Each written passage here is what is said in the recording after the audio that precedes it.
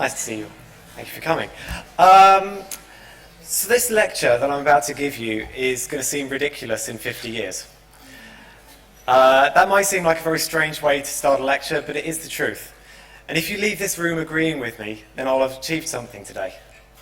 Many of you, in part at least, may not feel that there is a fundamental value to cultural or entertainment games. And particularly there's very little value in these really entertainment-focused experiences that we can create. With this lecture, I hope I'll be able to reassure you that they have immense value to society. I hope that in 50 years, everything I tell you today to justify the value will be considered common knowledge, to the point where restating it would be ridiculous. This is the nature of working in such a rapidly adapting and changing medium. In comparison to other major creative fields, video games are a young medium. Atari launched Pong 44 years ago in 1972, and it was the first video game playable by the public. There are a few games before that in laboratories, but this was the first public one available there. Taito released Space Invaders in 1978, a year after I was born. And in 1980, Namco released Pac-Man, which everybody still think of as kind of the classic emblem of video games. So the video game industry is often compared to cinema. But if video games are 44 years old, then they are now in the equivalent period that cinema had reached in 1936. So in 1936, if we go back to this time, the first ever talkie, a film with sound on the voiceover of it, had been released only 8 years ago. Disney has never released a full-length movie yet. Charlie Chaplin releases Modern Times, a classic. Please watch it. And Orson Welles, his Citizen Kane is not going to be made for another 5 years yet. And that will give birth to many of the techniques that seem so essential now in modern cinema. The language of cinema didn't even exist, really, in 1936 in a way that we would recognize it today. So over the next 25 minutes, I'm going to be discussing the present and possible future states of video games. Like films in 1936, video games are not yet a mature medium. And our investment in effort now and understanding them is laying down the foundations for the developments in the decades to come. In 50 years, the idea of an associate professor of creative and entertainment games will seem as logical and as commonplace as a professor of film studies. But we're not in that time yet. The efforts of NHTV University today to understand the form and potential of creative entertainment video games will become part of a greater history in the development of this medium. Before moving forward, however, I should probably briefly define the sector of video games that I'm going to be discussing. First term I'm going to talk about is serious games. You're slightly more familiar with these now, hopefully after the last couple of talks. These are pieces of interactive digital software whose purpose is to educate the player in a particular field of knowledge or skill. For example, this one is looking at training people to work in hospitals. They're focused on creating learning outcomes and so commonly address real-life situations by simulating an activity or a scene. So far, so easy. Where serious games teach, applied games intend to reinforce or promote particular behaviours. So for example, it's healthier for a person to walk up a staircase than take an escalator. But most people will choose to do the latter. They'll take the escalator there. So an applied gaming strategy might be developed to make the stairs more fun to use, for example, by making them into a playable piano. And this way encourage healthier behaviour. We know we should use the stairs, now the stairs have become more fun. And this is a way applied games can be used to make life more fun, to help us do the things that we know we should be doing. So applied and serious games can also be used to raise political awareness, very serious topics, and to educate players. So, for example, there's a game like Peacemaker. This illustrates the complexity of the Israel-Palestine conflict. It was actually played by the president of Israel, and he said, this game is wrong, it keeps on ending up in war.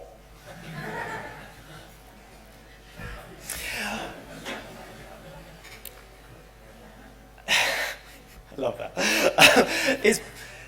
So both serious and applied games have growing markets and enormous potential. They're commonly funded by governments, corporations, or research groups, and are considered to be of overall benefit for society. It's both socially and academically respectable to be associated with serious and applied games. However, that's not the topic I'm going to talk about today. I'm going to talk about the disrespectful part of it. Instead, I should be discussing the value of entertainment and creative games. So if we talk about entertainment games, this is a sector that's probably most famous grouping within video games. The lineage goes back to Pong, but it's perhaps best known today for games such as Call of Duty, Grand Theft Auto, World of Warcraft, or Candy Crush.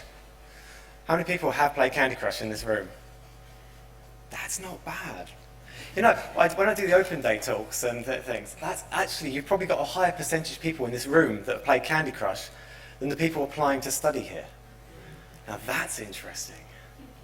Isn't that an amazing thing, that people here are the people who are playing Candy Crush and my students are not? Intriguing. I like that. Research data. Gotta love it. Okay, there you go. Data about the games industry straight away. The objective of entertainment of the audience is usually excitement, exploration, it's the mastery of rules, it's fear or it's competition or a myriad of other definitions of what fun can be. Fun is this broad term. So like serious games can be fun from a certain point of view. It could be fun to fly in the cockpit simulator of a jet. These games can be seen as healthy or educational too. All of these games could be seen as healthy or educational from a certain light. And I'll discuss this further in the lecture. But the objective of entertainment games developers is to drive audience engagement with playful interactions, usually for achieving commercial profit. It's a commercial sector, it's an industry sector. Creative games take a different approach to entertainment. Rather than prioritizing fun, they explore a range of experiences that can be delivered through video games. This is a field that most often considered to be approaching art. We're moving into the art world here where we talk about creative games. These games may be largely aesthetic in their focus, such as Memory of a Broken Dimension. That's not a glitch, that actually looks like that when you're playing it. Or perhaps Proteus, a very aesthetic, beautiful, relaxing game. Or they may be focused on creating a narrative experience, such as That Dragon Cancer. Or my own game, which has recently released and come out on Xbox today, so you can download it later, Fragments of Him. Or they may be focused, the sector, is aiming to create interesting experiences through digital interaction. These games may address serious issues, such as grief or depression, and so can be, if you see it from a certain light, interpreted as serious or applied games, if the player chooses to do so. But often such interpretations are the results of, results are not the driving factor of creators' vision for the experience. Their vision is creating an entertainment or an artistic experience rather than for change and personal development in the audience. To return to cinematic metaphors briefly, a useful comparison might be that serious games are like a documentary. They're there to teach you about something. Applied games are more like aerobics videos that you watch time and again to remind you how best to keep in shape. They remind you of healthy behaviours that you're aware of but maybe aren't following. Entertainment games are more like the Avengers. The Avengers can make you think, but it's really there to just have good fun. And creative games are perhaps more like Schindler's List or Eraserhead. These are things that you would never describe classically as fun, but they're interesting. They are part of the entertainment world, or they're part of the art world. So that's really where kind of that fits together. However, something I think is really important to mention here is that unlike the film industry, which very much respects this broad ecosystem, within current research, and especially within funding of these research, serious and applied games are given far greater emphasis in terms of academic interest and respectability. So while the benefits of serious and applied games are self-evident, entertainment and creative games appear to be disposable entertainment at best, or indulgent and impenetrable artistic works at worst. However, creative and entertainment games have value for the economy, they have value for society, and they do contribute to the creative arts. And so now I'm going to briefly outline what the benefits are in these three fields. The video game industry has grown to be a powerful part of the business of entertainment, with Canada and the UK, among others, offering generous tax incentives to attract games publishers and developers, because the income made from tax incentives far outweighs the expenditure on those incentives. The results of the video game industry in the UK are extremely strong, with gross value added by the industry making up more revenue than the value added by film, television, music, publishing, design, fashion, and architecture all combined. The video game industry is better and making more money for the UK government than those other 7 industries altogether. That is a huge, huge thing. That's a huge contribution to the economic stability of that country. In the Netherlands, the Games Monitor report says that between 2011 and 2015, over 60% of Dutch games companies saw a growth in revenues, with an aggregated turnover of 155 to 255 million euros. This growth is reflected globally. This is not just an isolated case, it's not just happening in the Netherlands and in the UK. Around the world, this is what is happening within the games industry. Video game industry research firm, Newzoo, people who created this data, suggest that the global revenue for this year was $91 billion. And for next year will be $113 billion in 2018. This is showing a growth rate of about $10 billion per year, and defying the downward or stagnant trend experienced by other industries since the economic crisis in 2008. This is so far, it's insulated against the problems of the economy around the world. Alongside continuing growth, Newzoo are predicting that the USA and China will earn 50% of the global revenue of entertainment video games in 2018. That worries me a little bit. The economic arguments for creative and entertainment video games development are clear, but the European Union will need to actively pursue and support entertainment developers if it wishes to retain a competitive edge against America and against China. We need to step up and do this. Part of my research here has been working with the European Union to try and incentivize games development. Now, the economic contributions of video games as a significant part of a wider entertainment system are clear, but the less tangible and social benefits of creative and entertainment games are often overlooked in preference for more eye-catching, often very negative news stories about video game culture. My colleague, Professor Igor Mayer down here, he can talk to you very happily about the direct benefits that are possible through playing video games. In a serious and applied way. But games that are purely focused on entertainment or artistic expression also have positive outcomes for players. We had the example earlier of Super Mario Bros. And the way it changes your spatial ability. There are more benefits than just that. Questioning social structures has always been a healthy part of a good democracy. And games industry is always engaged with political commentary, for example, in both direct and indirect ways. So Michael Peck observed that among other cultural artifacts, games and gamers inevitably reflect the values of their times. This dialogue between art and society is old as the medium itself. Missile Command, which came out in 1980, the same year as Pac-Man, is a game in which players defend cities from an unstoppable barrage of missiles. And when the player eventually inevitably loses, which they always will in the end, there will be too many missiles in the end. The game does not say game over, but instead it says the end. So Dave Thurer, the creator of the game, said this: Missile Command embodied the Cold War nightmare world that we lived in. This was the whole point of the game, to show that if there was a nuclear war, you'd never win. And that was their game over screen. In the 1990s, there were many examples of implicit and explicit environmentally aware themes in video games. Games such as Sonic the Hedgehog and Echo the Dolphin. These are games about saving the environment and learning to be closer to nature, as well as being great entertainment games. More recently, Spec Ops: The Line was heavily critical of America's military-industrial complex and the way it goes to war around the world. These are only a handful of the many possible examples that demonstrate video games have always been a politically charged and culturally reflexive medium. And, in addition to previously mentioned topics, in the last 5 years there's also been an increasing recognition within the industry of the need for social responsibility in its engagement with society as a participant, as a creator, and as an employer. Part of this increasing awareness of social responsibility is related to the treatment of women, minorities, and the socially excluded in video games culture, content, and creation. The stereotype that all players are teenage boys has been thoroughly and repeatedly disproven, with varying percentages of players identifying as either non-male and spread across over a wide range of ages. People who are aged 35 and 36 are now the average age of a gamer. And those people aged 35 and 36 who are playing have usually, on average, been playing for 12 years already. The average play, that means for every 16-year-old, there's a 56-year-old. That's interesting, isn't it? I like these things. When we look closer at the data of this and look at who is playing these games, we see it's a much more diverse world than we think. But the games industry has been very slow to adapt its mainstream content strategies. The blame for this slow change cannot be placed entirely on the history of games culture. Many aspects of society are struggling to overcome pasts rooted in the objectification of women, racism, homophobia, ageism, among many other prejudices.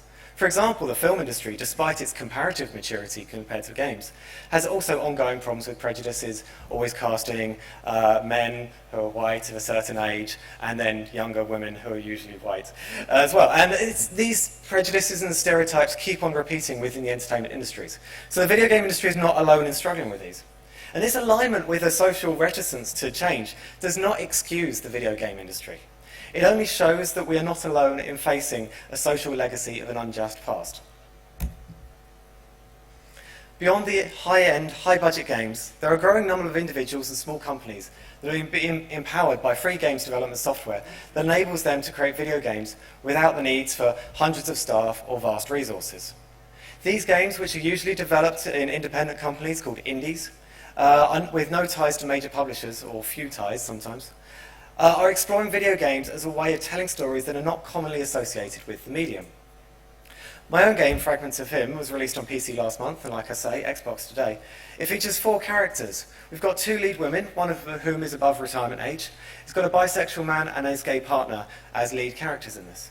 It features no violence, it has no horror, apart from the very everyday horror of a car crash, which is a terrible thing in itself. And it doesn't have any science fiction or fantasy elements. This is an unusual kind of game.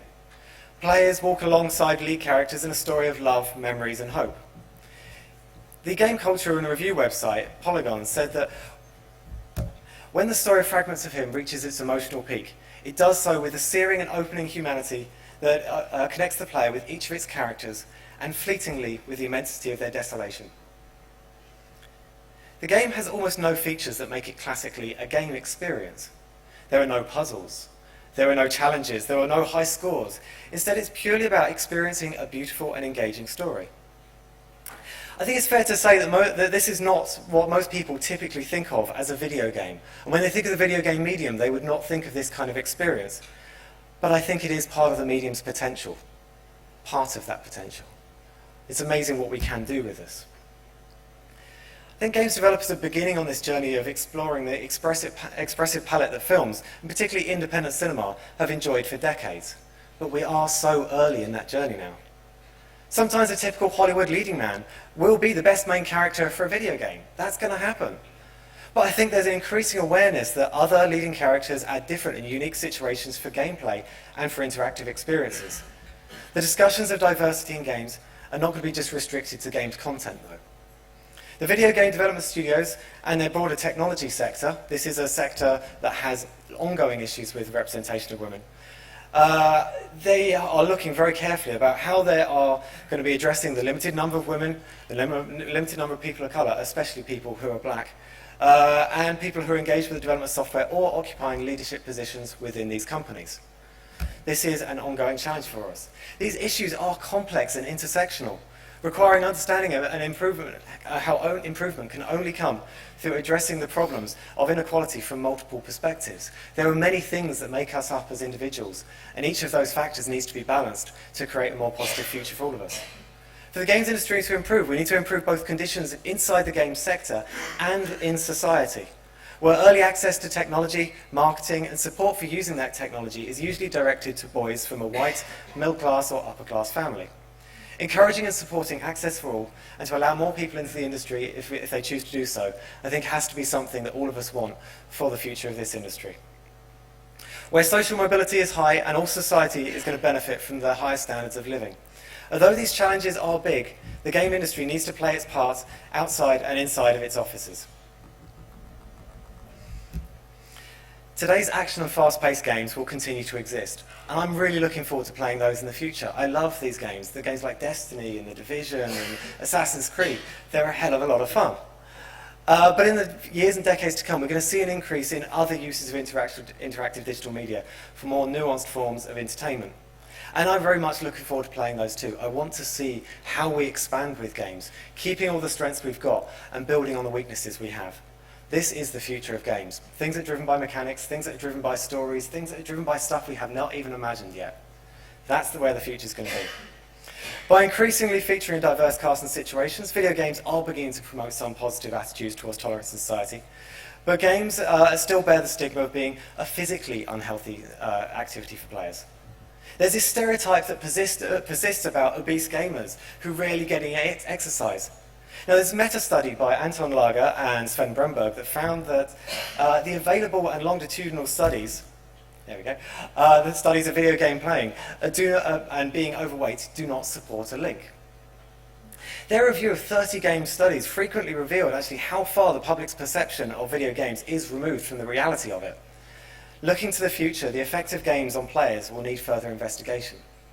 Games are not always so sedentary, the idea that we just sit down and play. They're not always like that.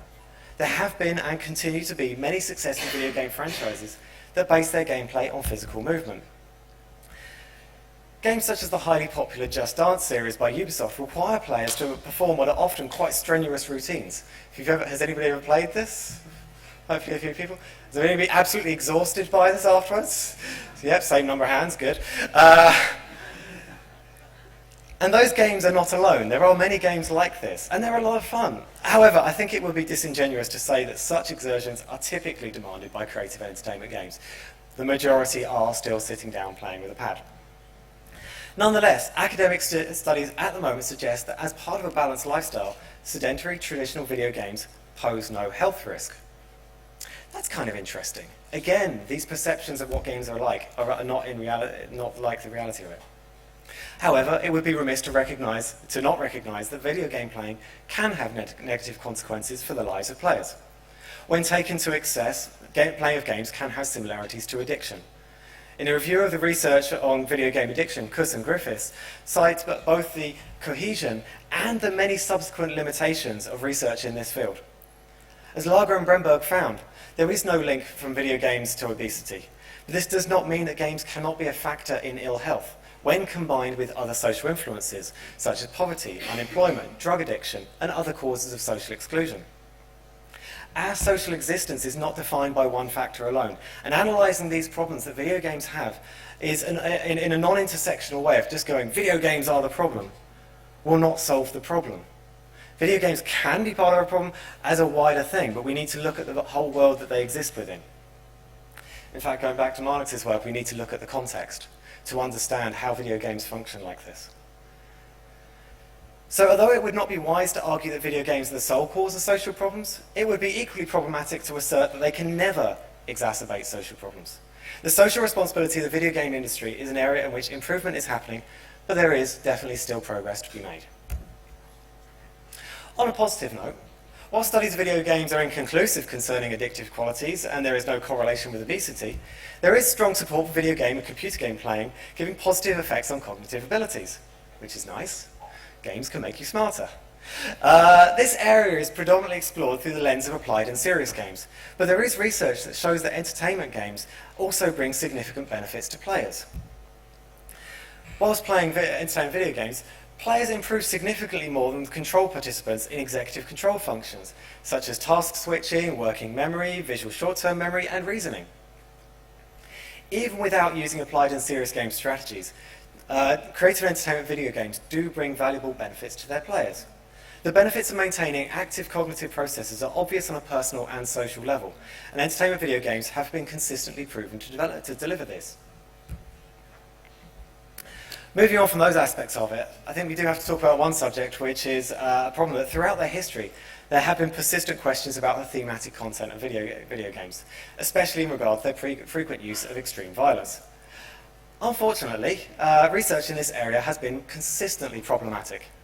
A meta-study from 2007 of the published literature found that publication bias does exist for experimental studies of aggressive behaviour resulting from playing video games. They also said that studies employing less standardized and less reliable measures of aggression tended to produce larger effect sizes. That's kind of interesting. So the less reliable it was, the bigger the effect. So the studies found stronger links between games violence and were more likely to be published.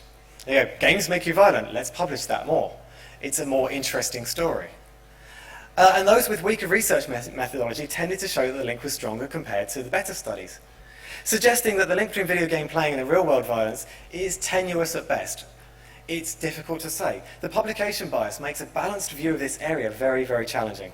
As a result of this, there is currently no undisputed evidence that video games have any long-term impact at all on on players' attitudes towards physical violence or aggression. And there is minimal evidence of small, short-term impacts. The popular link between games and violence is not proven, though it is worth mentioning that it is also not disproven. So this is an important balance that we need to keep in our minds when we're doing these things. But currently there is no unchallenged evidence to support the link. So, rounding up the social aspect, there is likewise very little uncontested evidence that video games alone are the cause of addiction or poor physical health, and there are many strong studies that have proven the value of play for mental and social well-being. Besides these positive studies, the video game industry is maturing and increasingly addressing the challenges that it has.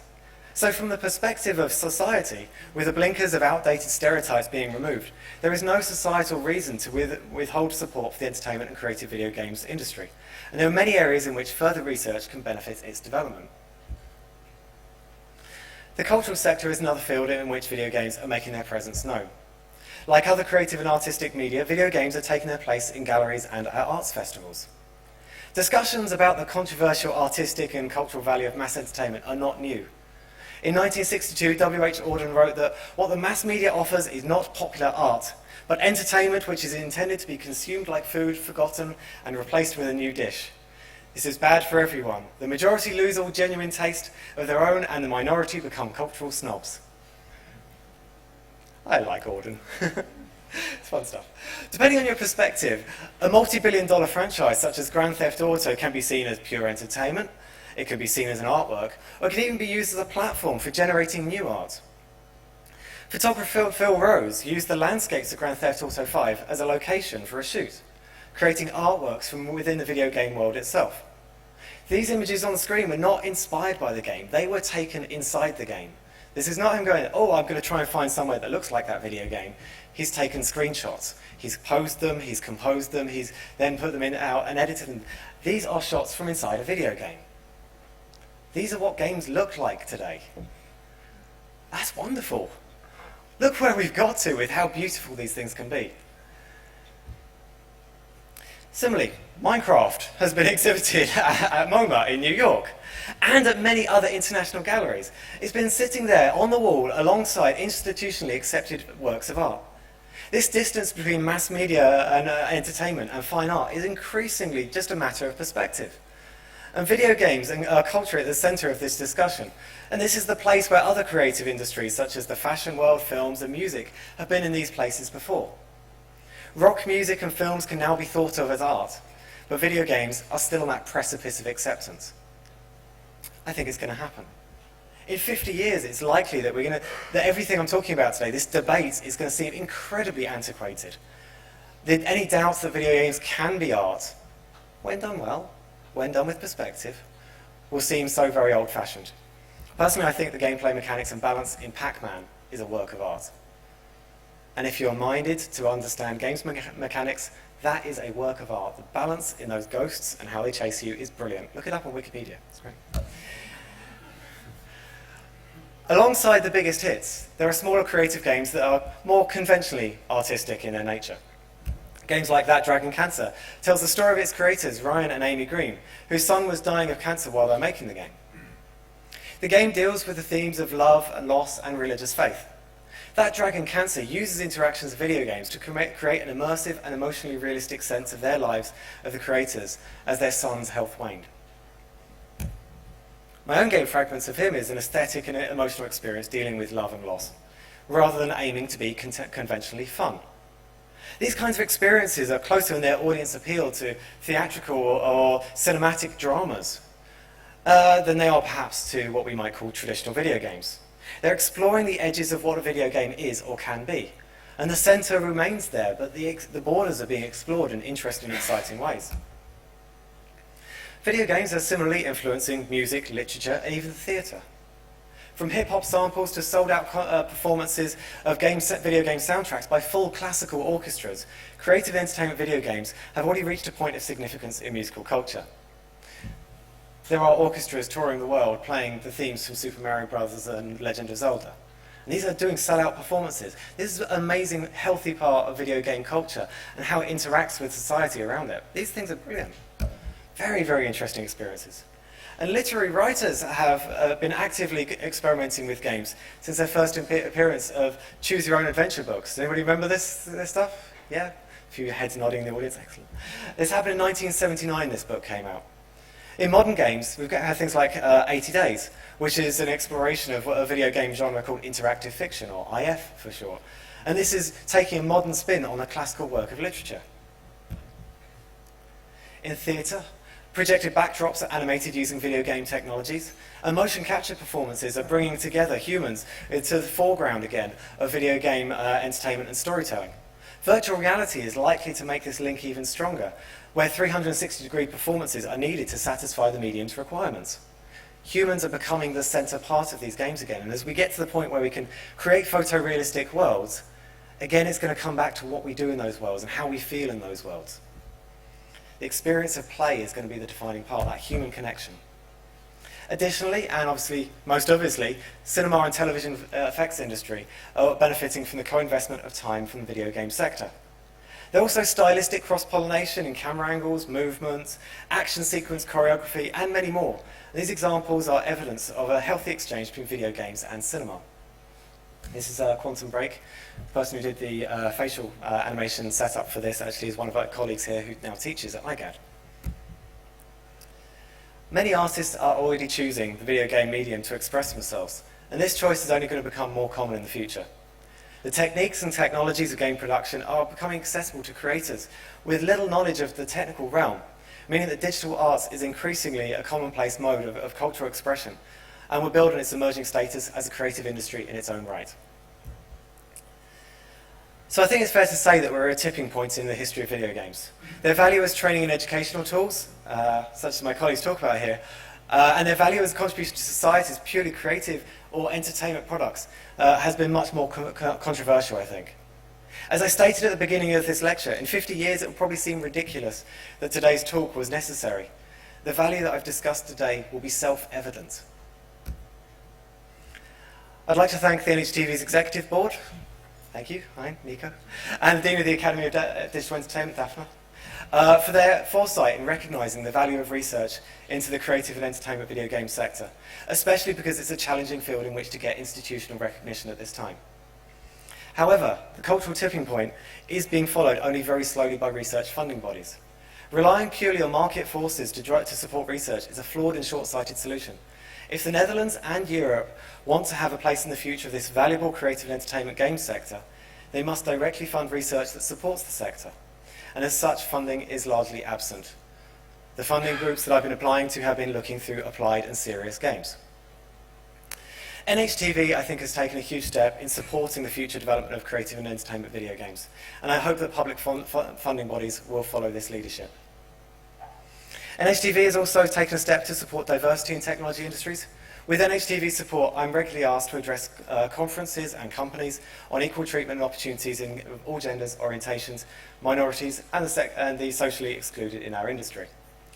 Through this professorship, NHTV is contributing to open and respectful discussion of these topics. I applaud and appreciate the support of NHTV in this matter, and at the executive and management level, but also among my colleagues in the research and teaching sections of ADE, and the many students who believe this is an investment in a better future for the industry that they will soon be working in. To get the best staff, we need to be looking at the whole of the possible employment group. Thank you to my friends among the staff, students and alumni of NHTV who've made me feel very welcome at this university over the years I've been working here, and of course to this country. You may notice I'm a native English speaker. Thank you for letting me speak English. I appreciate it. Apparently it's very rare for an Englishman to appreciate that, so yes. And thank you very much to my friends, my family, and the industry who supported me in my development over the years. These are some of the people I've worked with. And the last thank you I'd especially like to say to my family, to my friends, my best friend, my partner, who are here today. Thank you. 1 second. 1 second. I have one more slide. Final words. In conclusion, I think it's increasingly clear that from their economic benefits, from the social benefits and challenges, and from their contributions to the cultural sector, the creative entertainment video games are much more than just toys for children. Millions of copies are sold, they're played by people of all ages, and they're good for our mental health. They're taking their place in the galleries around the world, alongside venerable masterpieces, and they're delighting millions at public art and music festivals. In 50 years, we'll have generations that have grown up intuitively knowing the value that I've talked to you about today. You will know that these things are real. I really do applaud NHTV for investing their time and their support in this. This playing a shape in the role of the future here. With NHTV, I'll be fostering an appreciation of creative entertainment video games and nurturing a greater understanding of this exciting and rapidly evolving medium. Now, thank you very much, everybody, for listening. Thank you.